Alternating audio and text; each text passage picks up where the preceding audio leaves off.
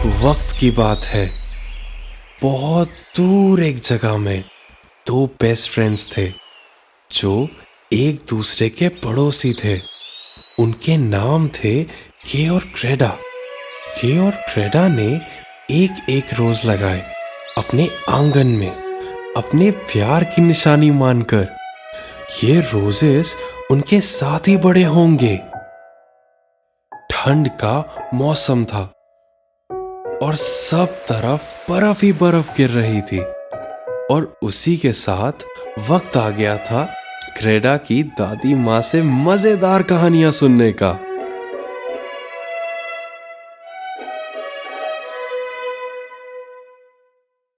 ये ठंड और बर्फ आती कहाँ से है?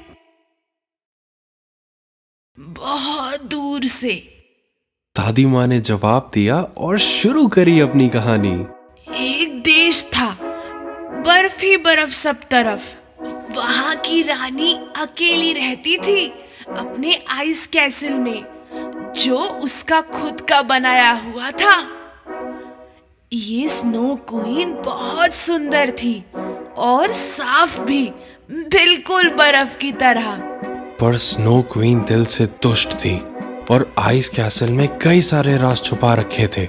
उनका आइसी मिरर भी एक जादुई मिरर था। इसी में वो दुनिया में कहाँ क्या हो रहा है सब देख सकती थी।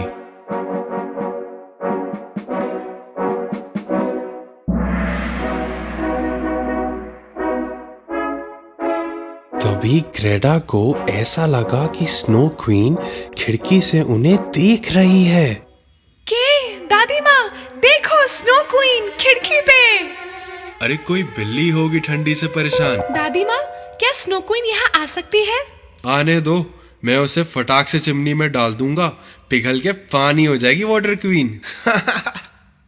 अपने आईसी मिरर में स्नो क्वीन ने देखा कि के क्या बोल रहा था। तो तुम मुझे चिमनी में डालोगे और वाटर क्वीन बनाओगे? मेरे आइस स्पार्कल्स, जाओ मेरी शक्ति से इस लड़के को ढूंढो। उसका दिल और आंखें मुझे चाहिए। उसकी नजर में बुराई भर दो और उसके दिल से प्यार को निकाल दो। स्नो क्वीन ने अपने आइस स्पार्कल्स को यह ऑर्डर दिया। धीरे से एक बर्फीला तूफान क्रेडा के घर की तरफ तेजी पकड़ने लगा और आइस स्पार्कल्स उसी के साथ जा रहे थे। बाहर क्या हो रहा है ये देखने के लिए के ने खिड़की खोली। क्रेडा तभी चिल्लाई, के नहीं। पर देर हो चुकी थी। मेरी आंखें, कुछ घुस गया आंखों में और दिल में, क्या है ये सब? और तभी आइस स्पार्कल्स ने स्नो क्वीन का काम कर दिया था। उसकी आंखों और दिल में चोट लग चुकी थी और के बदल चुका था। क्रेडा ने पूछा कि क्या हुआ, पर वो उस पे पलट के चिल्लाया, कुछ नहीं हुआ, ठीक हूं, परेशान मत करो। ये पहली बार था कि के ने क्रेडा से बदतमीजी से बात करी। क्रेडा की समझ में नहीं आ रहा था कि वो ऐसा क्यों कर रहा है। के अगली सुबह भी बदतमीजी से बात कर रहा था। जब वो अपना स्ले निकाल रहा था, क्रेडा ने पूछा कि कहाँ जा रहे हो। वो वापस उस पे भड़क गया। वो स्ले पे चढ़ के चला गया। क्रेडा उस तक नहीं पहुंच पाई। अचानक उसके सामने स्नो क्वीन आ गई और के उसके पीछे जाने लगा। क्रेडा कुछ भी ना कर सकी क्योंकि वो गायब हो गए। स्नो क्वीन उसे अपने आइस कैसल ले जा रही थी। क्रेडा खिड़की पर उसकी राह देखती रहती।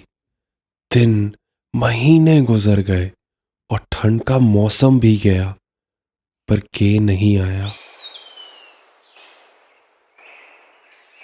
खुद कुछ करने की चाह से क्रेडा निकल पड़ी अपने दोस्त को ढूंढने, साथ में सिर्फ दादी का दिया हुआ मिरर लेके।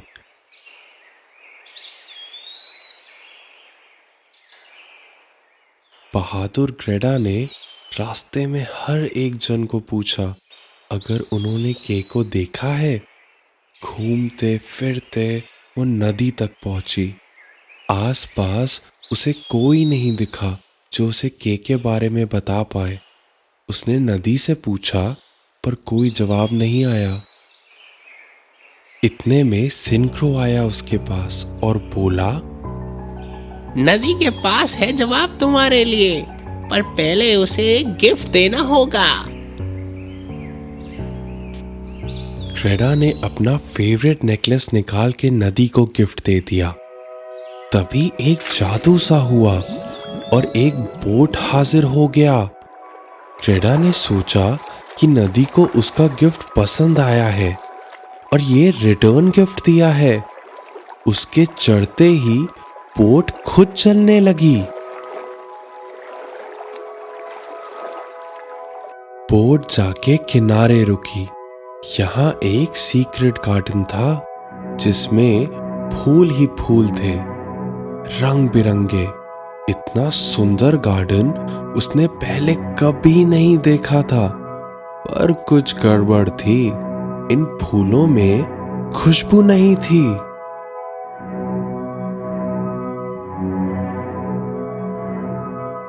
गार्डन की दूसरी तरफ से एक औरत उसकी तरफ आ रही थी।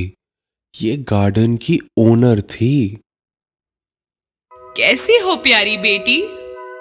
मुस्कुरा के उसने पूछा और अचानक उसे एहसास हुआ कि उसके गार्डन के फूलों में खुशबू फिर से आ रही है। आई एम सो सॉरी, मैं आपकी परमिशन के बिना आ गई।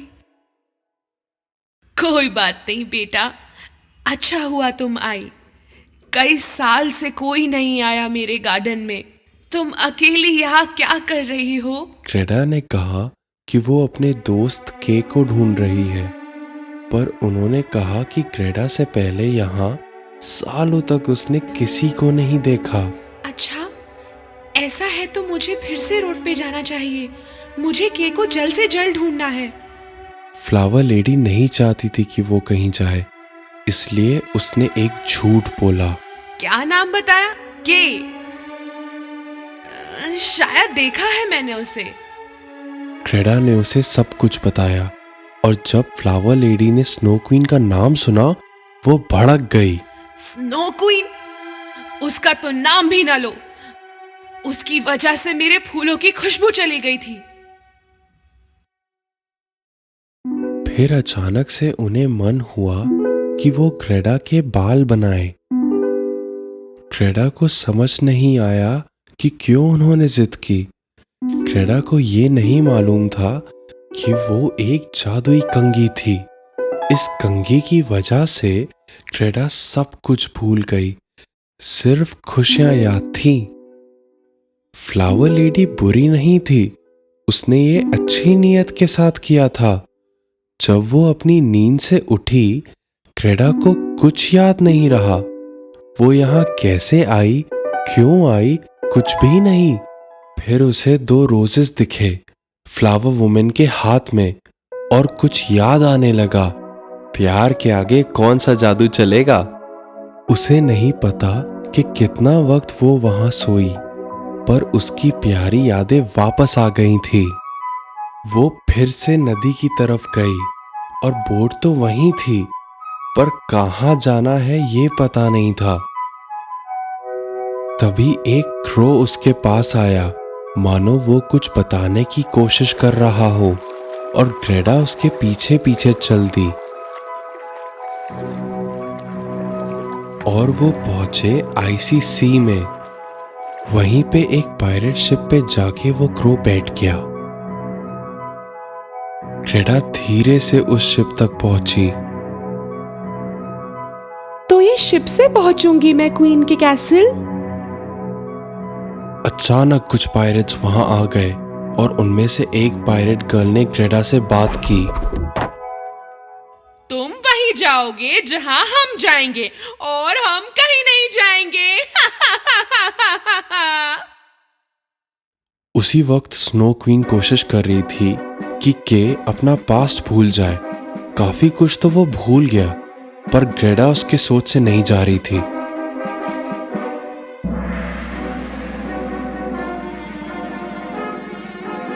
बहुत जल्द तुम्हारा दिल भी ठंडा कर दूंगी, फिर कुछ याद नहीं रहेगा तुम्हें। पायरेट गर्ल को जब के की कहानी ग्रेडा से मालूम चली, उसने कहा कि उसे भूल जाए क्योंकि उसका निकलना इम्पॉसिबल है। मेरा बेस्ट फ्रेंड है वो, मैं उसे ढूंढ के ही रहूंगी। पायरेट गर्ल को यह जिद अजीब लग रही थी। एक्चुअली वो चाहती थी कि वो उसके साथ ही रहे, उसकी फ्रेंड बनकर, पर ग्रेडा जिद की पक्की थी। उसे बचाना ही है मुझे, चाहे जो करना पड़े। उसकी कोई दोस्त नहीं थी, इसलिए पायरेट गर्ल को ग्रेडा की यह जिद बहुत अच्छी लगी और वो उसके साथ हो गई। अगली सुबह वो उसके लिए एक रेनडियर लेके आई। ये पूरे स्नो किंगडम की फास्टेस्ट रेनडियर थी और वो ग्रेडा को रास्ता दिखाएगी।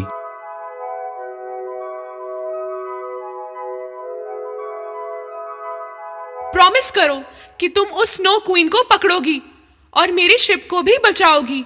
हाँ, मैं प्रॉमिस करती हूँ, मैं आऊंगी।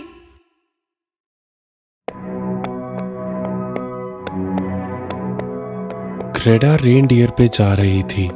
उसे पहले पता करना था कि स्नो क्वीन को हराना कैसे है, और रेनडियर उसे ये भी बताने वाली थी। काफी चल के वो नॉर्थ पोल पहुंचे। वहां पे उन्हें एक ओल्ड मैन मिले। तो तुमने वो मिरर तोड़ दिया है ना? ग्रेडा को समझ नहीं आया कि उन्हें मिरर के बारे में कैसे मालूम, पर उसे ये पता था कि वो सही जगह आई है, तो उसने उनको वो मिरर दिखाया।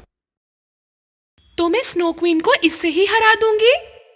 ये तो मैजिक मिरर है, इसमें सच दिखता है, सिर्फ सच। अगर सच कहीं भी छुपा हो तो भी दिखाता है। प्यार से ज्यादा स्ट्रॉन्ग तो कुछ नहीं होता, इसलिए असली ताकत तो हम सब में है, प्यार की ताकत। इनकी बदौलत ग्रेडा को मालूम हुआ कि स्नो क्वीन कौन थी। अगर वो सच दिखा दे तो वो उसे हरा भी सकती है, क्योंकि पहले स्नो क्वीन भी एक अच्छी लड़की थी, प्यार से भरपूर। जहां भी वो छूती फूल खिल जाते थे और उसकी स्माइल में सूरज जैसी चमक थी। वो एक बहुत खुश लड़की थी। उसका नाम था लाइला, पर सबको लगता था कि वो कोई जादूगरनी है, इसलिए उसके साथ कोई खेलता या बात भी नहीं करता था। अकेलेपन ने उसकी खुशी छीन ली। उसे अपने आसपास सभी लोगों से नफरत होने लगी और एक दिन उसने एक विश की। जो भी मुझे परेशान करेगा वो आइस बन जाएगा। और फिर उसने अपना आइस कैसल बनाया, सबसे दूर, अकेले, खुशियों से भी दूर। ग्रेडा स्नो कैसल में पहुंची और वहां उसे दिखा के आइस स्कल्पचर बनाते हुए। के तुम यहाँ हो, आखिर मैंने तुम्हें ढूंढ ही लिया। तुम भूल गए मुझे, मैं ग्रेडा। के ने ग्रेडा की तरफ देखा पर पहचाना नहीं। यहाँ मौजूद हर चीज की तरह इसका दिल भी आइस बन चुका है। ग्रेडा ने उसकी बात को अनसुना कर दिया। छोड़ो इसे, ये मेरा है। मैं तुम्हें भी आइस का बना दूंगी। नहीं, तुम ऐसा नहीं करोगी। के, आई लव यू। उसे याद आया। ग्रेडा, हाँ मुझे याद आया।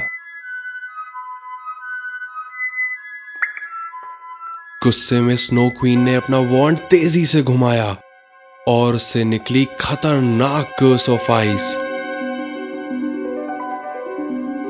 तभी ग्रेडा ने अपना मिरर निकाला और वो कर्स उससे टकराकर गायब हो गया।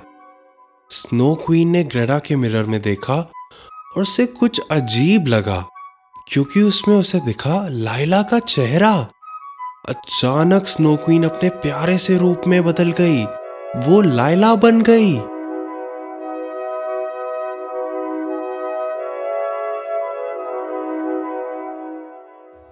Thank you very much. अब मैं जानती हूँ कि मैं कौन हूँ। मैं फिर से आजाद हो गई। Bye bye. के और ग्रेडा एक दूसरे को देख के मुस्कुराए। अब से वो हमेशा साथ रहेंगे, एक साथ बड़े होंगे, उन दोनों रोजेस की तरह जो उनके आंगन में हैं। दूर देश में लंबे लाल बालों वाली एक राजकुमारी रहती थी। इस राजकुमारी के पास एक सुंदर फूलों का बगीचा था। खासकर लाल गुलाब राजकुमारी को बेहद खुशी दे रहे थे। शाम के समय जब देश में लोग सोने के लिए बिस्तर पर जाते, रोज राजकुमारी महल की बालकनी से बाहर जाती और 3 बार ताली बजाती। इस आवाज को सुनकर एक नन्ही सुनहरी चिड़िया गुलाब राजकुमारी के हाथ में उड़ जाती और उसी क्षण राजकुमारी के बाल चमकने लगते। प्यारा पक्षी खूबसूरती से गाना शुरू कर देता और राजकुमारी अपनी मखमली आवाज में एक लोरी गाती।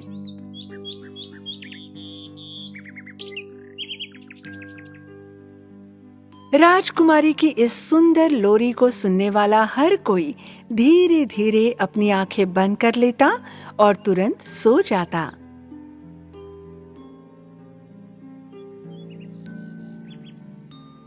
मीठे सपने और शुभ रात्रि मेरे देश के खूबसूरत लोगों। जबकि रातें शांति और आनंद में गुजर रही थी, रोज राजकुमारी के लिए धन्यवाद। एक दिन एक नुकीली टोपी वाली एक चुड़ैल उड़ती हुई झाड़ू के साथ गुलाब राजकुमारी के महल में आई। ला रा रा रा रा। मैं अब इस राजकुमारी का गाना नहीं सह सकती। मैं तंग आ गई हूँ। जादू करने वाली चुड़ैल ने राजकुमारी पर एक दुष्ट जादू डालने का फैसला किया। अलकाजम, पलकाजम, गुलाबों को मुरझाने दो, गुलाब राजकुमारी को चुप रहने दो। उस समय राजकुमारी के बाल कोयले की तरह काले हो गए। मेरे बालों के साथ क्या हो रहा है? वे सभी काले हैं और अभी सोने का समय है। राजकुमारी अपने काले बालों के साथ अपने लोगों के लिए एक लोरी गाने के लिए बालकनी से बाहर चली गई। उसने 3 बार ताली बजाई। सुनहरी चिड़िया फिर उड़ी और उसके हाथ पर आ गिरी। रोज प्रिंसेस के काले बाल फिर से चमक रहे थे। हालांकि राजकुमारी सोच रही थी कि उसके लाल बालों का क्या हुआ। वो चिड़ियों के साथ अपनी लोरी गाने लगी। देश में हर कोई गहरी नींद में सो गया, लेकिन अच्छे सपनों के बजाय भयानक बुरे सपने आने लगे। यहाँ तक कि बच्चे भी जो रोते रोते जागते गए। मम्मी!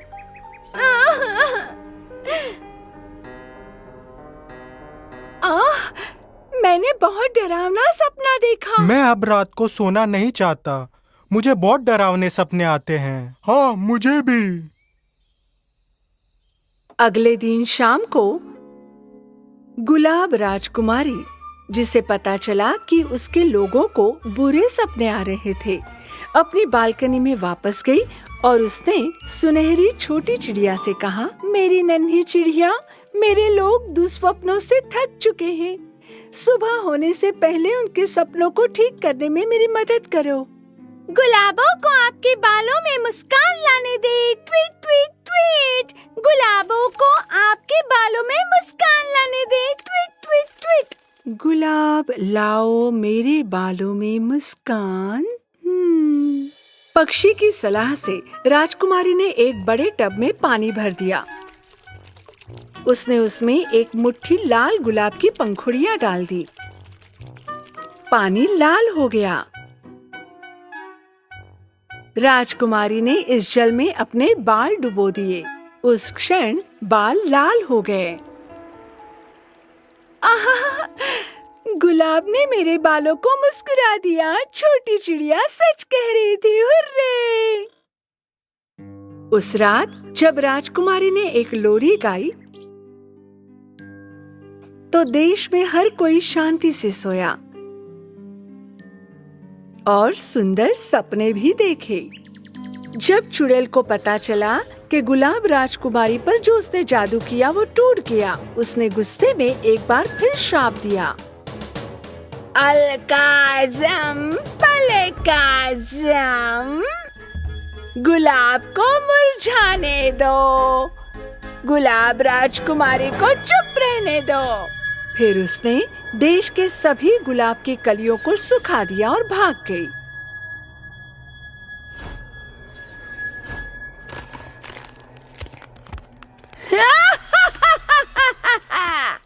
गुलाब राजकुमारी बहुत परेशान थी जब उसने देखा कि उसके बाल फिर से कोयले की तरह काले हो गए।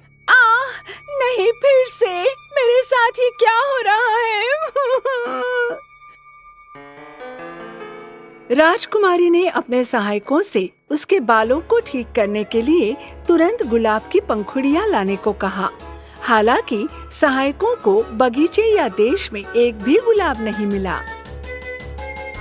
अब मैं क्या करूंगी छोटी चिड़िया, मुझे बताओ।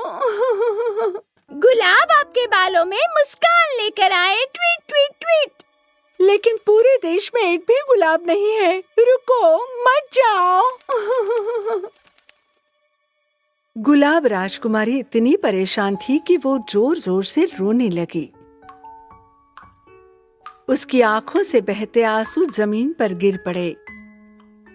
उस समय महल के बगीचे से एक युवा और सुंदर व्यक्ति गुजर रहा था। जब इस युवक ने आंसुओं को जमीन पर गिरते देखा तो उसने अपनी जेब से एक बक्सा निकाला और उसमें बालों की एक पतली लाल लट थी। युवक ने लाल बालों की लट को आंसुओं में जमीन पर छोड़ दिया। लाल बालों का एक लट एक पल में एक चमकदार गुलाब में बदल गया। सुंदर आदमी गुलाब लेकर राजकुमारी के पास गया। राजकुमारी जो पानी से भरे बाथटब के पास उदास खड़ी थी, जब उसने सुंदर आदमी को प्रवेश करते देखा तो वो उत्साहित हुई। तुम मुझे याद हो? हाँ, मैं तुम्हारे बचपन का दोस्त हूँ। ये फूल तुम्हारे लिए है। कृपया इसे स्वीकार करो मेरी रोज राजकुमारी। राजकुमारी बहुत खुश थी जब उसने देखा कि उसका बचपन का दोस्त उसके लिए लाल गुलाब लाया था। इसके तुरंत बाद उसने गुलाब को टब में फेंक दिया। उसने फिर अपने बालों को पानी में डुबोया और आखिरकार चुड़ैल का श्राप टूट गया। वो कोयले से काले बाल फिर से लाल हो गए। अपनी पुत्री की प्रसन्नता देखकर राजा भी प्रसन्न हुआ। युवक, मुझे बताओ, जब पूरे देश में एक भी गुलाब नहीं बचा था तो तुम्हें ये गुलाब कैसे मिला? ये गुलाब हमारी राजकुमारी के दुख भरे आंसुओं और उसके लाल बालों की लट से बना था, जिसे मैंने बचपन से संभाल के रखा था मेरे राजकुमार। ये सच है डैडी। देखिए, मैं भी सालों से उनके बालों की लट को इस बॉक्स में रख रही हूँ। राजा, राजकुमारी और युवक दोनों की वफादारी से प्रभावित हुआ। इस प्रकार गुलाब राजकुमारी और उसके बचपन के दोस्त सुंदर आदमी ने अगले ही दिन शादी कर ली। ये महसूस करते हुए कि उसका अभिशाप प्रेम की शक्ति से टूट गया था, चुड़ैल को एहसास हुआ कि वो फिर कभी भी जीत नहीं सकती और बहुत दूर उड़ गई।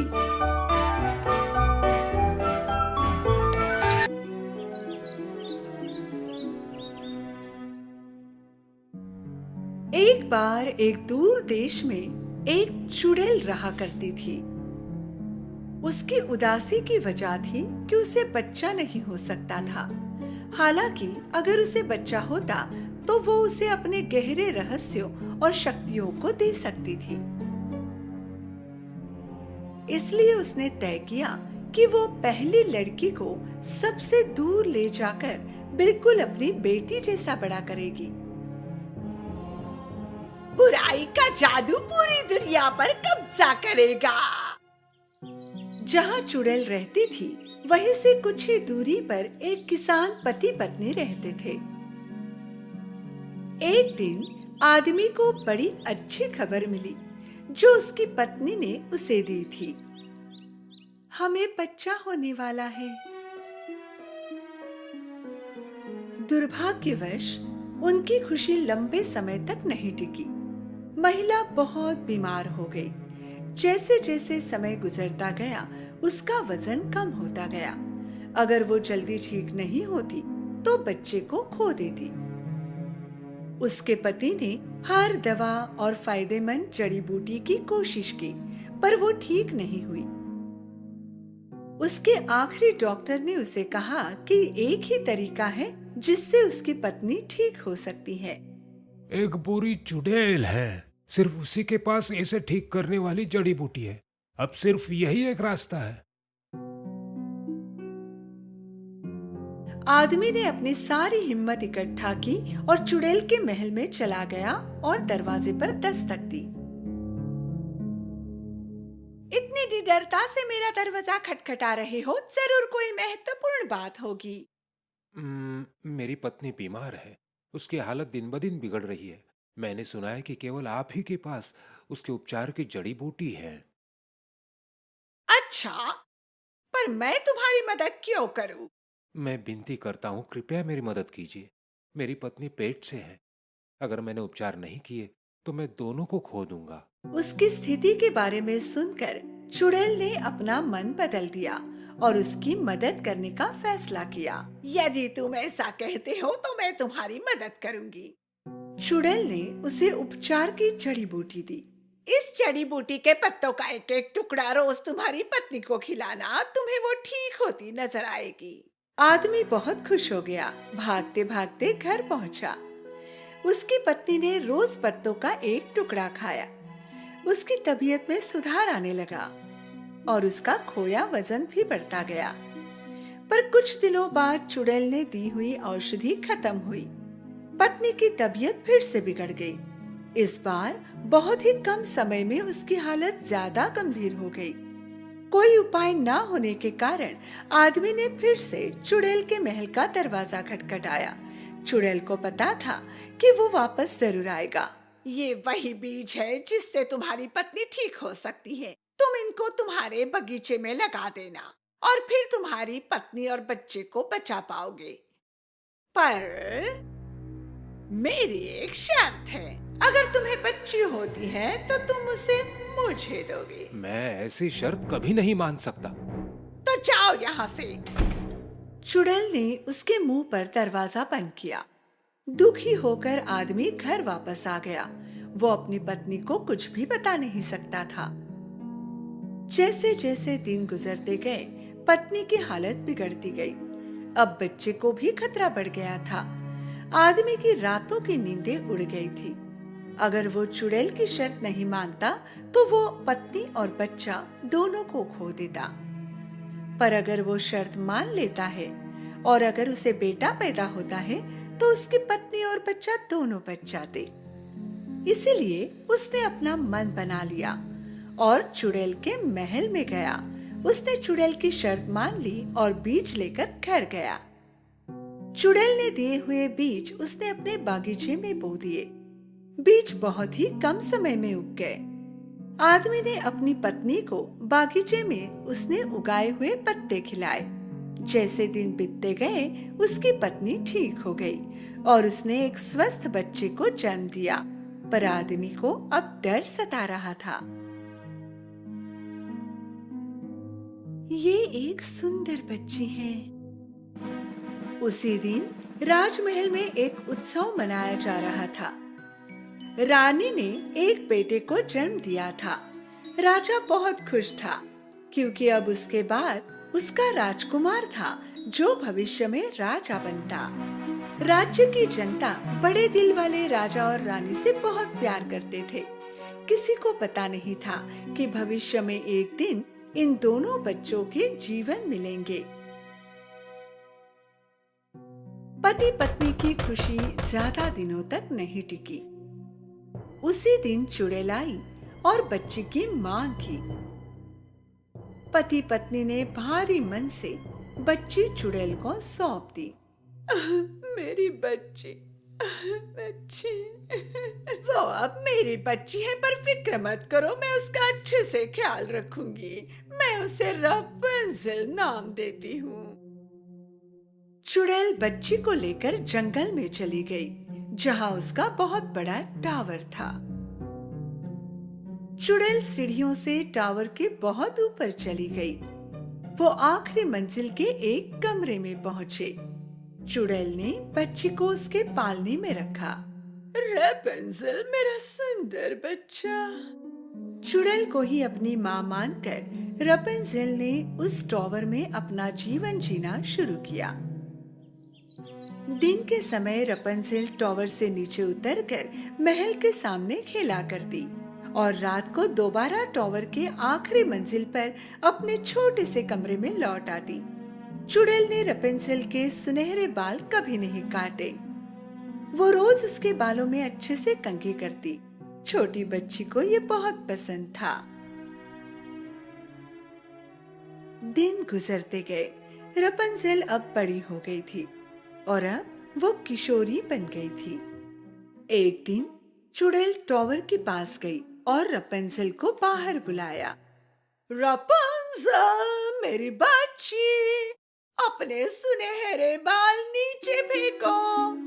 रपुंज़ल ने उसके सुनहरे बाल नीचे फेंके। उसके बाल अब नीचे तक पहुंचने लगे थे। बहुत अच्छे। चुड़ैल टावर की सीढ़ियों तक पहुंच गई। फिर आखिरी सीढ़ी पर खड़े होकर उसने कुछ जादुई शब्द बोले और सीढ़ियां गिरने लगी।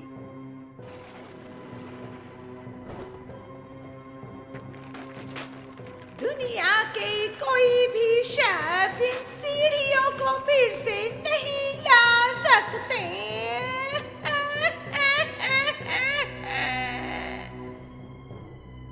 आश्चर्य के साथ जो भी हो रहा है उसे देखकर रपुंज़ल जान गई थी कि वो टावर से नीचे कभी नहीं उतर सकती। चुड़ैल रोज टावर से नीचे उतरने के लिए रपुंज़ल के बालों का इस्तेमाल करती और शाम को भी वो टावर के नीचे आकर रपुंज़ल को पुकारती।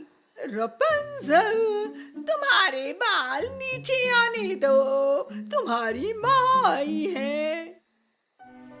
उसकी आवाज सुनकर रपुंज़ल अपने बाल नीचे छोड़ती और उसी के सहारे चुड़ैल ऊपर आ जाती। माँ, तुम मुझे टावर के बाहर क्यों नहीं जाने देती? तुमने मुझे यहाँ क्यों रखा है? मेरी प्यारी बच्ची, मैं तुम्हें बहुत प्यार करती हूँ, इसलिए तुम्हें दुनिया की बुराई से बचाना चाहती हूँ। रपुंज़ल सारा दिन गाने में और जो पंछी उसके खिड़की पर आते उनसे बात करने में बिताती थी। दूसरी तरफ जो बच्चा उसी दिन राजमहल में पैदा हुआ था वो भी अब जवान हो गया था। राजा अब बूढ़ा हो गया था और वो चाहता था कि उसका जवान बेटा उसकी गद्दी संभाले, राजकुमारी से शादी करे और उसे पोता दे। अन्य राज्यों की कई राजकुमारियां महल में आकर जाती, पर राजकुमार को कोई भी उसकी पत्नी के रूप में नहीं भाई। आखिर राजकुमार एक लंबी यात्रा पर निकल पड़ा अपने असली प्यार की खोज में। जब वो जंगल के पास पहुंचा जहां टावर छुपा था, उसने अपने आदमियों से पूछा। मैं इस जंगल में कभी नहीं गया। चलो इस जंगल से गुजरते हैं, शायद हमें कोई अच्छा रास्ता मिल जाए। राजकुमार, ये जादुई जंगल है। सुना है कि जो भी इसके अंदर जाता है वो लौट कर नहीं आता। ऐसा तुम कह रहे हो? क्या पता कोई अफवाह हो। खुद जाकर देखते हैं। राजकुमार और उसके आदमी ने जंगल में प्रवेश किया। राजकुमार को खुद पर भरोसा था, पर उसके आदमी को नहीं। कुछ देर बाद उनको टावर दिखाई दिया जहां रपेंजेल रहती थी। फिर उन्होंने रपेंजेल का गाना सुना।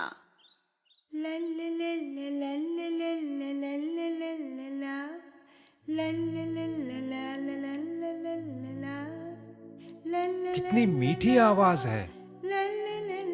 टावर के नजदीक पहुंचकर राजकुमार ने उसका गाना सुना और कुछ देर तक उसकी सुंदरता निहारता रहा।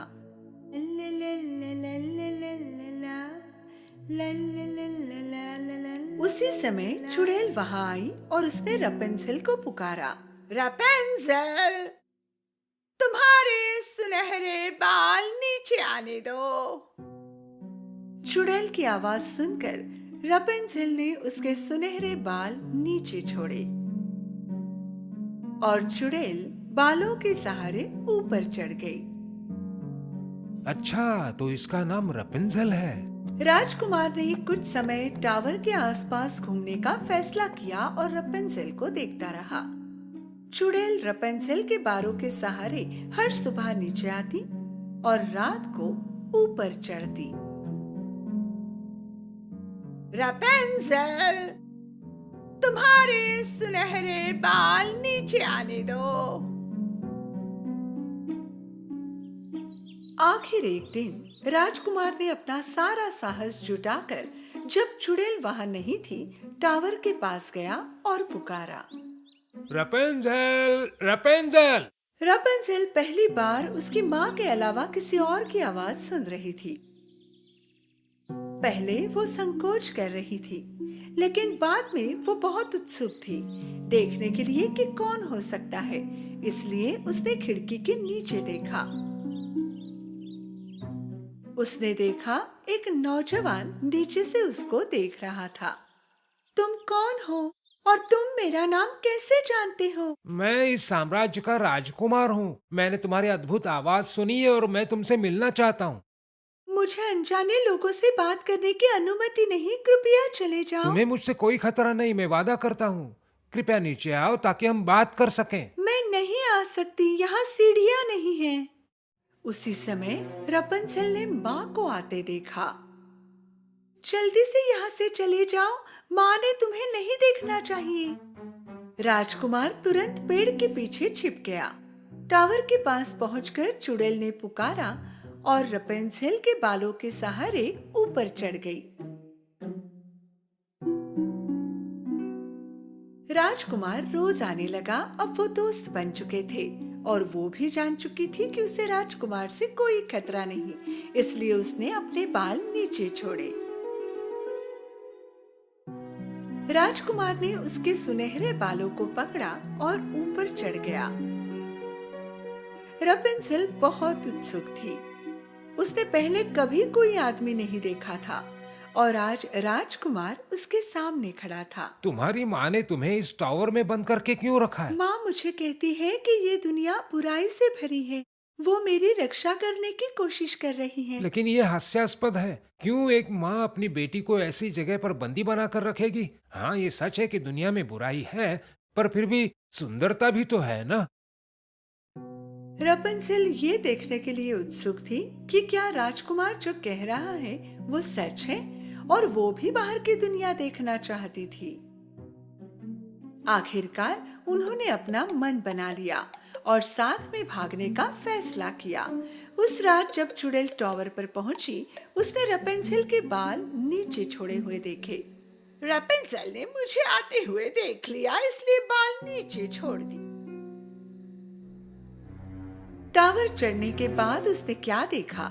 रपेंजेल के बाल काटकर खिड़की से बंधे हुए थे और रपेंजेल कहीं नहीं थी। उसे पल में एहसास हुआ कि रपेंजेल भाग गई। रपंज़ेल ने अपने बाल काटे और खिड़की से बांध दिए थे और उसी के सहारे वो और राजकुमार टावर से नीचे उतरे थे। रपंज़ेल, रपंज़ेल, तुमने मुझे धोखा देने की हिम्मत कैसे की? इसी बीच रपंज़ेल और राजकुमार उस जादुई जंगल से बाहर आए। जंगल जादुई होने की कहानी चुड़ैल की बनाई हुई थी। वो नहीं चाहती थी कि कोई वहां आकर रपंज़ेल को देखे। रपंज़ेल और राजकुमार आखिरकार महल पहुंचे। रपंज़ेल के साथ राजकुमार राजा और रानी के सामने गया और देखा कि राजा एकदम स्वस्थ उसके सामने खड़े थे। पिताजी, आप एकदम स्वस्थ दिख रहे हैं, ये कैसे हुआ? एक औषधि बूटी ने तुम्हारे पिताजी को स्वस्थ किया मेरे पुत्र। क्या कहते हैं उसे? हाँ, रपंज़ेल। रपंज़ेल? राजकुमार ने उन्हें सब कुछ बताया जो भी उसके साथ हुआ। राजा ने बताया कि एक बूढ़े युगल ने उन्हें वो औषधि दी और उन्हें बुरी चुड़ैल की कहानी भी बताई कि कैसे वो उनकी बेटी को पैदा होते ही ले गई। राजकुमार और रपंज़ेल उस बूढ़े युगल के घर पहुंचे। जैसे ही उस औरत ने सुनहरे बालों वाली लड़की देखी, उसने पहचान लिया कि वो उसी की बेटी रपंज़ेल है, जो चुड़ैल उससे लेकर गई थी। मेरी बच्ची, आखिर तुम मुझे मिल ही गई।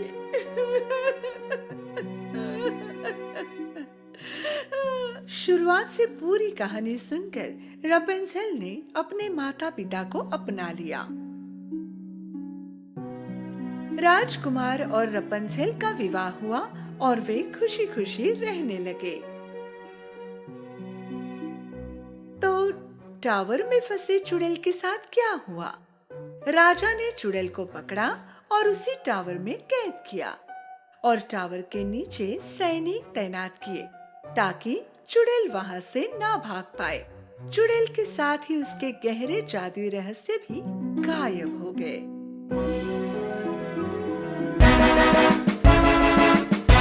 एक समय की बात है, एक राजा था जो अपनी 12 सुंदर बेटियों के साथ रहता था। वो 12 प्रिंसेसेस के साथ एक बहुत बड़े और सुंदर घर में रहते थे। राजा अपनी बेटियों का पूरे दिल से ख्याल रखता था और जब भी रात को सोने जाता था तो राजा उन्हें बाहर जाने की इजाजत नहीं देता था। पर हर सुबह जब भी प्रिंसेसेस उठती थीं, तब कुछ अजीब हो जाता था। उन प्रिंसेसेस के जूतों को जैसे किसी ने सारी रात पहनकर नाच कर रखे हुए हों। उस राजा को अपनी बेटियों के लिए हर दिन नए जूते खरीदने पड़ते थे और अगले ही दिन वो सारे जूते इस्तेमाल किए होते थे। ना तो राजा और ना ही उनके महल के सिपाही इस जूतों के राज को सुलझा पा रहे थे। ये कैसे मुमकिन है? कैसे ये जूतों की जोड़ी एक ही रात में इस्तेमाल किए हुए लग रहे हैं? हुजूर, हम भी नहीं समझ पा रहे। आखिर में राजा ने कहा, जो भी कोई मेरी बेटियों के जूतों का राज सुलझाएगा, उसकी शादी मैं अपनी किसी भी एक बेटी के साथ कराऊंगा, उसे अपना दामाद बनाऊंगा और मेरे मरने के बाद उसी को राजा बना दिया जाएगा। पर उस इंसान के पास सिर्फ 3 दिन और 3 रातें होगी, वरना उसे अपनी बाकी की जिंदगी जेल में बितानी पड़ेगी। उस राज्य के खूब सारे नौजवान और दूसरे देशों के राजकुमार भी महल में इस काम के लिए आए। कई दिनों तक वो उन 12 प्रिंसेस के कमरे के दरवाजे के बाहर पहरा लगाए बैठे रहते थे, पर कोई भी इस राज को सुलझा नहीं पाया और जूते इसी तरह हर रात को पहने हुए होते थे। आखिरकार एक नेक दिल का नौजवान इस काम के लिए आगे आया और फिर वो महल की ओर चल पड़ा। रास्ते में वो एक बूढ़ी औरत से मिला जो बहुत गरीब दिखाई दे रही थी। मेरे प्यारे बच्चे, मैं बहुत भूखी हूँ, क्या आप मुझे ब्रेड का टुकड़ा दे सकते हैं? उस नौजवान ने अपने बैग में पड़ा सारा खाना उस गरीब बूढ़ी औरत को दे दिया। वो औरत बहुत खुश हो गई, क्योंकि इससे पहले वहाँ से जितने भी लोग गुजरे उनमें से किसी ने भी उसे कुछ नहीं दिया था। वो औरत जानती थी कि ये नौजवान बाकी लोगों से अलग है, इसलिए उसने खाने के बदले उस नौजवान को एक जादुई केप दिया। ये जादुई केप लो, जब तुम इसे पहनोगे तो तुम अदृश्य हो जाओगे। जब रात को 12 बजेंगे तब तुम इस केप को पहनकर गायब हो जाना। इस तरह तुम उन जूतों के राज को सुलझाने में कामयाब हो जाओगे। लेकिन ध्यान रहे, वो प्रिंसेसेस तुम्हें कुछ भी पीने को दे तो उसे नहीं पीना। वो नौजवान उस केप को लेकर महल की ओर चल पड़ा, और जब वो महल में पहुंचा उसने कहा कि वो जूतों के राज को सुलझाने आया है। पहले दिन जब वो उन प्रिंसेसेस के दरवाजे के बाहर पहरा दे रहा था, तभी सबसे बड़ी प्रिंसेस नींबू शरबत लेकर बाहर आई। आप प्यासे होंगे ना? हमने ये नींबू शरबत खास आपके लिए बनाया है, इसे स्वीकार कीजिए। वो नौजवान उस बूढ़ी औरत की चेतावनी को भूल गया और उसने वो शरबत पी लिया। शरबत को पीते ही वो गहरी नींद में चला गया। पूरी रात वो खर्राटे मारते हुए एक कमरे में सो गया, जो उन प्रिंसेसेस ने उसके लिए बना रखा था।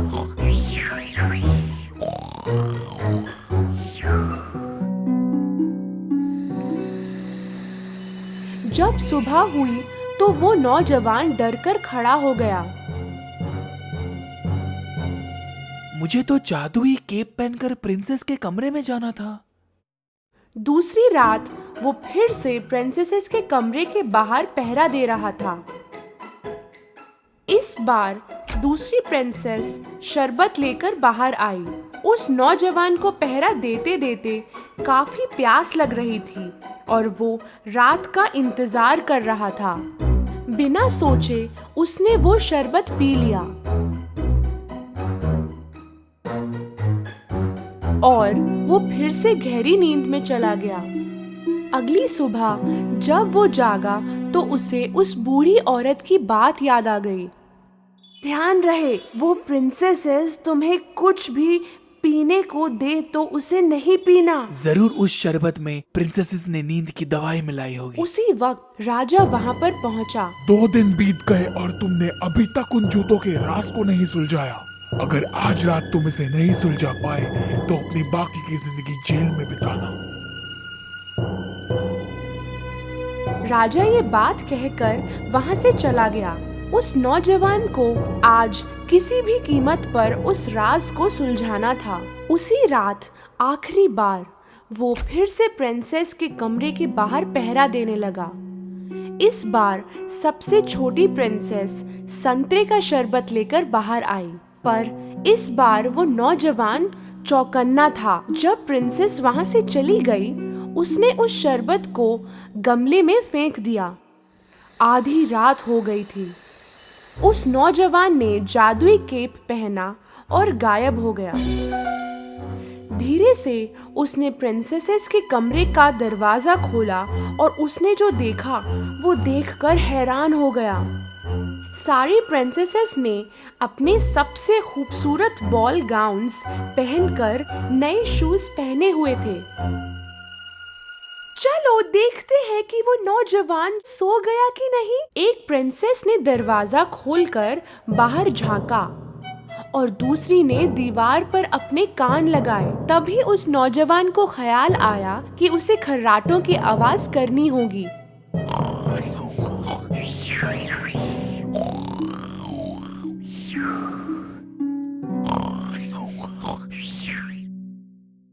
सबसे बड़ी प्रिंसेस ने बेड को एक तरफ सरका दिया और 3 बार ताली बजाई। बेड की दूसरी तरफ से एक छुपा हुआ रास्ता खुल गया। उस नौजवान को अपनी आंखों पर विश्वास नहीं हो रहा था। एक एक करके सारी प्रिंसेसेस उस रास्ते से बाहर गईं और नौजवान भी उनके पीछे चला गया। ये छुपा हुआ रास्ता सीढ़ियों की तरफ जा रहा था, जहाँ 100 सीढ़ियाँ नीचे की तरफ जा रही थीं। तब उस नौजवान का पैर गलती से एक प्रिंसेस के स्कर्ट पर पड़ गया। ओह, किसी ने मेरी स्कर्ट पर पैर रखा। ओह पगली, वो तुम ही होगी। जब सीढ़ियां खत्म हो गई तो वो जंगल में पहुंच गई। वो ऊंचे पेड़ों से गुजर रही थीं, जिनकी सुंदर सफेद डालियां थीं। नौजवान ने एक डाली तोड़ी और उनका पीछा किया। काफी समय तक चलने के बाद वो प्रिंसेसेस एक नदी किनारे जाकर रुक गईं। उस नदी में 12 नाव थीं और उनमें 12 प्रिंस उनकी राह देख रहे थे। वो प्रिंसेसेस नाव में जाकर बैठ गईं और नौजवान आखिरी नाव में बैठ गया। नाव आज कुछ भारी लग रही है, जैसे कोई और भी इसमें बैठा हो। अजीब है। ओह, सपने देखना बंद करो। नदी पार करके वो सारे एक बड़े चमकदार महल में पहुंचे और उन्हें अंदर से संगीत सुनाई दे रहा था। जब उस नौजवान ने खिड़की से झांका, उसने देखा काफी लोग अंदर नाच रहे थे। जैसे ही सारी प्रिंसेसेस महल के अंदर गईं, वो नाचने लगी। वो नाचते नाचते थक गईं, पर फिर भी नाचते ही रहीं और इसलिए उनके जूते पहने हुए लग रहे थे। नौजवान अपनी भूख को बर्दाश्त नहीं कर पा रहा था। उसने टेबल पर पड़ा केक का एक टुकड़ा उठाकर खा लिया। छोटी प्रिंसेस ने ये देखा, मेरा केक हवा में उड़ रहा है, जैसे कोई अदृश्य इंसान उसे खा रहा हो। बकवास बंद करो। नौजवान ने सबकी नजर बचाकर सुनहरा कप टेबल से उठाया। प्रिंसेसेस सुबह होने तक नाचती रहीं। फिर वो नाव में बैठकर नदी पार कर गईं। जंगलों से गुजरते हुए, सीढ़ियों से चढ़ते हुए आखिरकार अपने महल में फिर से पहुंच गईं, पर उनके जूते फिर से पहने हुए थे। वो नौजवान बहुत खुश हुआ क्योंकि उसने आखिर में पहने हुए जूतों का राज सुलझा ही लिया।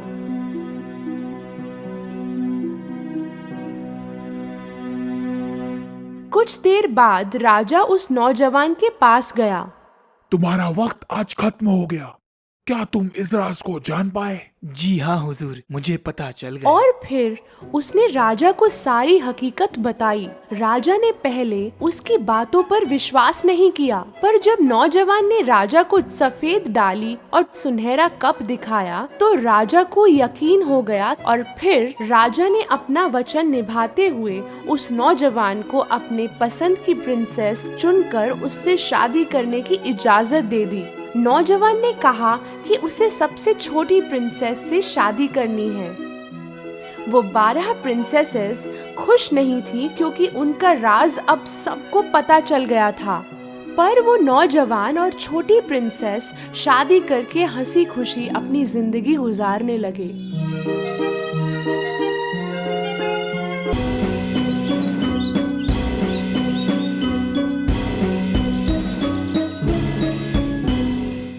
कई साल पहले इस धरती पर बहुत दूर सिंड्रेला नाम की एक सुंदर लड़की रहती थी। सिंड्रेला की माँ को गुजरे बहुत साल हो गए थे। उसके पिता ने ही उसे पाल पोस कर बड़ा किया था। जब सिंड्रेला के पिता ने दूसरी शादी की, तब उसके जीवन में बहुत बदलाव आया। उसके पिता की नई पत्नी और उनकी 2 बेटियां सौतेले पिता के घर रहने आए। पहली बार जब वे मिले, तब से सौतेली माँ को सिंड्रेला एक आंख ना भाती थी। वो और उनकी बेटियां सिंड्रेला के सौंदर्य और दयालु दिल से बहुत ईर्ष्या करते थे। सिंड्रेला की बहन सिंड्रेला जितनी खूबसूरत नहीं थी। इतना ही नहीं, वो दोनों कठोर और बिगड़ी हुई भी थी। एक दिन किसी काम के कारण सिंड्रेला के पिता को लंबी यात्रा पर जाना पड़ा। और यही वो समय था जब सिंड्रेला की सौतेली माँ और बहनों ने उसके जीवन को नर्क बना दिया। जब सिंड्रेला अपने बगीचे में अपने प्यारे पंछियों के साथ बातें कर रही थी, तब उसकी सौतेली माँ उसके पास आई। आज के बाद तुम इस अटारी में रहोगी, घर के सारे काम करोगी और मुझे तुम्हारा इन कपड़ों में घूमना फिरना बिल्कुल पसंद नहीं। सिंड्रेला को पता नहीं था इस पर क्या बोले। असहाय रूप से जैसा उसे कहा गया उसने किया। उसने अपनी चीजें उठाई और अटारी में चली गई। उस दिन के बाद से सिंड्रेला घर के सारे काम खुद ही कर लिया करती थी। वो बहुत थक जाती, लेकिन ना उसकी सौतेली माँ या उसकी सौतेली बहनों को उसकी दया आई। फर्श को दोबारा ठीक से साफ करो, क्या तुम्हें धूल नहीं दिखाई देती? तुमने अभी तक कपड़े नहीं धोए, मेरे पास पहनने के लिए कुछ नहीं। सिंड्रेला के पास चूहे और खिड़की पर आकर बैठने वाले पंछियों के अलावा कोई दोस्त नहीं था। सर्दी से बचने के लिए रात के समय सिंड्रेला नीचे चिमनी के पास जाकर सेक लेते लेते वहीं पर सो जाती है। ऐसे ही दिन गुजरते गए। एक दिन शहर में राज्य द्वारा एक घोषणा की गई। राजकुमार द्वारा महल में एक पार्टी का आयोजन किया गया है। शादी के लिए पात्र सभी लड़कियों को इस पार्टी में आमंत्रित किया जाता है। जैसे ही सौतेली बहनों ने ये बात सुनी, वो भागते हुए घर गई और अपनी माँ को बताया। पार्टी में आप दोनों ही सबसे सुंदर होगी। राजकुमार ने आप दोनों में से एक को ही चुनना चाहिए। इस तरह हम सभी महल में रह पाएंगे, है ना माँ? हमें तुम दोनों के लिए गाउन और जूते खरीदने होंगे। चलो खरीदारी करने जाते हैं। सौतेली माँ और बहनें बाहर चली गई। वहाँ खड़ी होकर ये बातें सुनने वाली सिंड्रेला उदास हो गई। कई दिन तैयारियां चल रही थी। सौतेली बहनों के गाउन सिलकर आ गए थे। हर दिन वो दोनों दर्पण के सामने खड़ी रहती और खुद को बताती, हम ही पार्टी में सबसे सुंदर लड़कियां होंगी।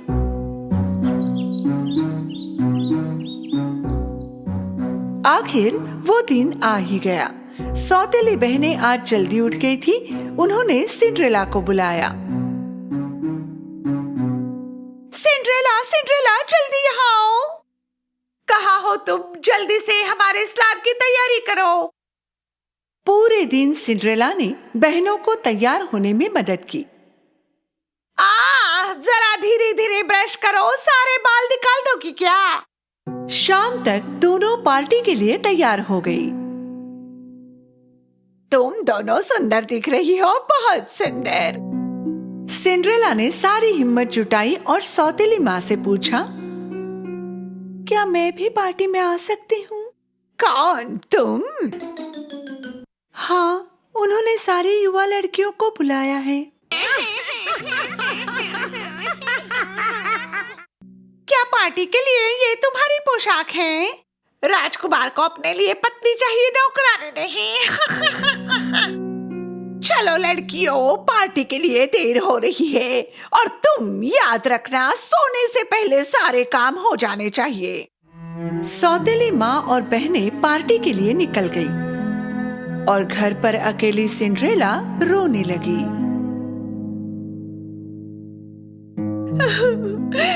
मैं पार्टी में क्यों नहीं जा सकती?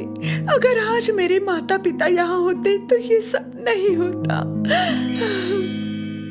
उसी समय एक उज्जवल प्रकाश दिखाई दिया।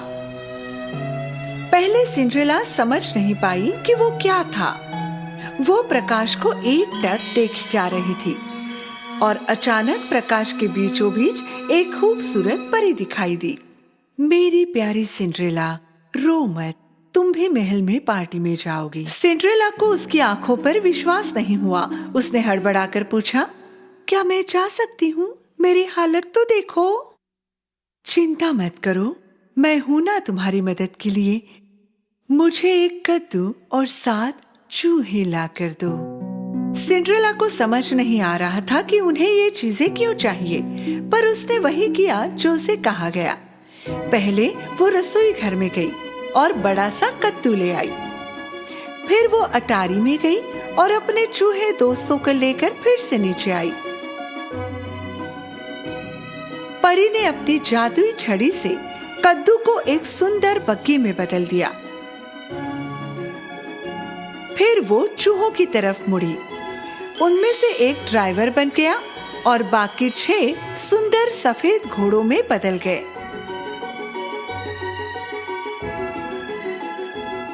आश्चर्यचकित सिंड्रेला बग्गी और घोड़ों को देख रही थी। तभी परी उसकी तरफ मुड़ी। जब उसने अपनी जादुई छड़ी से सिंड्रेला को छुआ, उसकी पुरानी ड्रेस एक खूबसूरत पार्टी गाउन में बदल गई।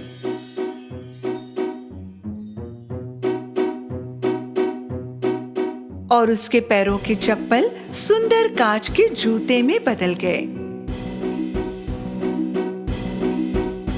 मैं राजकुमारी की तरह दिख रही हूँ। अब पार्टी में जाने का समय हो गया है, पर भूलना मत, जैसे ही घड़ी में 12 बजते हैं तुम घर चले आना, क्योंकि उसके बाद तुम पहले जैसी हो जाओगी। सिंड्रेला ने परी को बहुत ध्यान से सुना। फिर वो बग्गी में बैठी और महल की ओर चल पड़ी। उसकी खूबसूरत बग्गी महल के सामने जाकर रुक गई। जब सिंड्रेला ने भव्य दरवाजों से महल में प्रवेश किया, सबकी आंखें उसे ही देख रही थी। वो बहुत सुंदर और खानदानी लग रही थी। उसकी सौतेली माँ और सौतेली बहनें भी इस सुंदर महिला को देखती रह गई थी। वे उसे पहचान भी नहीं पाई थी।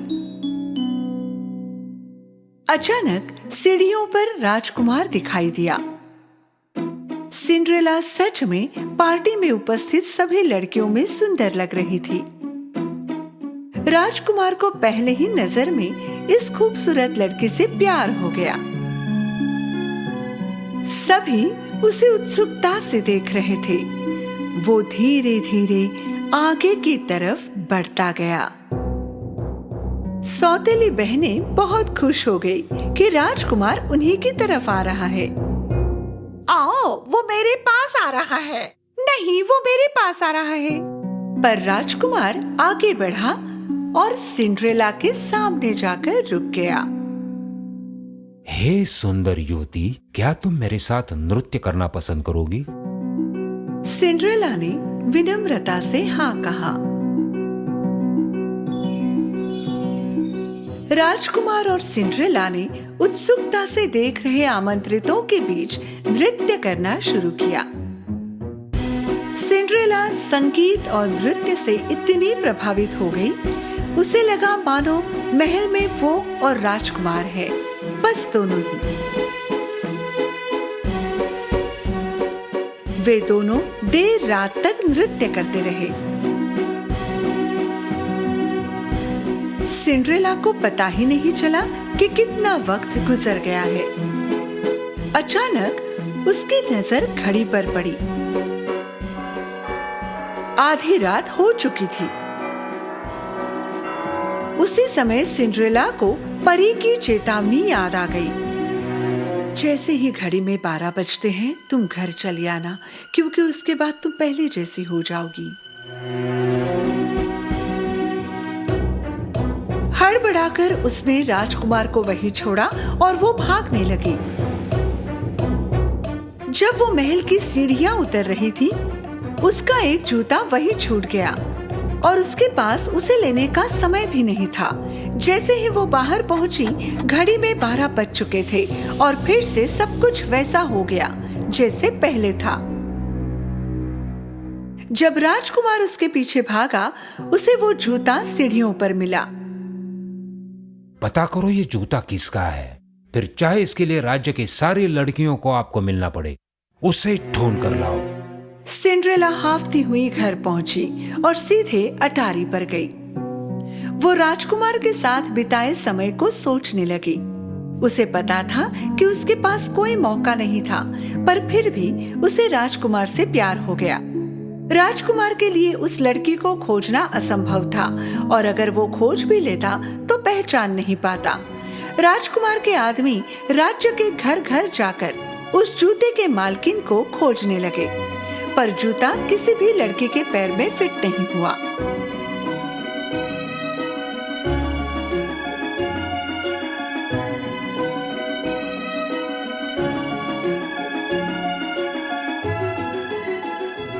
अंत में राजकुमार के आदमी सिंड्रेला के घर पहुंचे। सिंड्रेला राजकुमार की गाड़ी को घर के सामने देखकर बहुत खुश हो गई। जैसे ही सिंड्रेला कमरे के बाहर जाने लगी, उसकी सौतेली माँ दरवाजे पर दिखाई दी। तू कहाँ चल दी?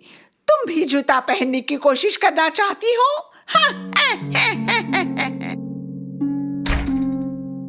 व्यंग्यात्मक हंसी के साथ सौतेली माँ ने अटारी का दरवाजा बंद कर दिया। नहीं, कृपा करके दरवाजा खोलो, कृपा करके प्लीज। कितनी दयनीय बात है। राजकुमार और तुम में क्या समानता होगी भला? आदमी ने पहले पतली बहन को जूता पहनाया, पर वो उसके पैर के लिए बहुत छोटा था। देखो मेरे पैर में कितने अच्छी तरह से बैठ गया। फिर मोटी बहन ने कोशिश की, पर जूता उसके पैर में जा ही नहीं रहा था। शायद हमने दूसरे पैर में कोशिश की होती। उन्होंने कोशिश तो बहुत की, पर नाकाम रहे। सिंड्रेला ने खिड़की की तरफ दौड़ने की आखिरी कोशिश की, पर खिड़की बहुत ऊपर थी। वो रोने लगी। उसे रोता देख उसके चूहे दोस्त उसके पास आए। मेरी सौतेली माँ ने मुझे बंद कर रखा है, चाबी उसी के पास होगी।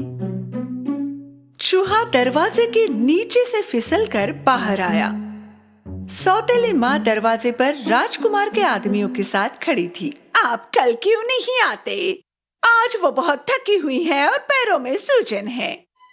चूहे ने सौतेली माँ के स्कर्ट पर कूदकर चाबी निकाली और ऊपर की ओर दौड़ा। उसने चाबी दरवाजे के नीचे से अंदर सरकाई। चाबी देखकर सिंड्रेला बहुत खुश हुई। दरवाजा खोलकर वो जल्दी से नीचे की तरफ भागी। अरे तुम बाहर कैसे निकल आई? कृपया रुकिए, जाइए मत, मुझे भी जूता पहनना है। सौतेली माँ और बहनें ये सुनकर जोर से हंसने लगी। शांत हो जाओ, ये राजकुमार का हुक्म है कि राज्य की सारी लड़कियों ने कोशिश करनी चाहिए। जब सिंड्रेला ने जूता पहना, सबको आश्चर्य हुआ, क्योंकि जूता उसके पैर में अच्छे से फिट हुआ। सुंदर युवती, क्या ये बूट तुम्हारा है? सिंड्रेला ने गर्दन हिलाकर हामी भरी। कृपया हमारे साथ महल चलें। सिंड्रेला उनके साथ महल में गई। उन्होंने उसे राजकुमार के सामने पेश किया। जैसे ही राजकुमार ने सिंड्रेला की आंखों में देखा, वो जान गया कि उस रात उसने उसी के साथ नृत्य किया था। उसने सिंड्रेला का हाथ थामा। आखिर मैंने तुम्हें ढूंढ ही लिया, क्या तुम मुझसे विवाह करोगी? खुशी के आंसू भरे आंखों से उसने राजकुमार का प्रस्ताव स्वीकार किया। उन्होंने शादी की और खुशी से जीवन बिताने लगे।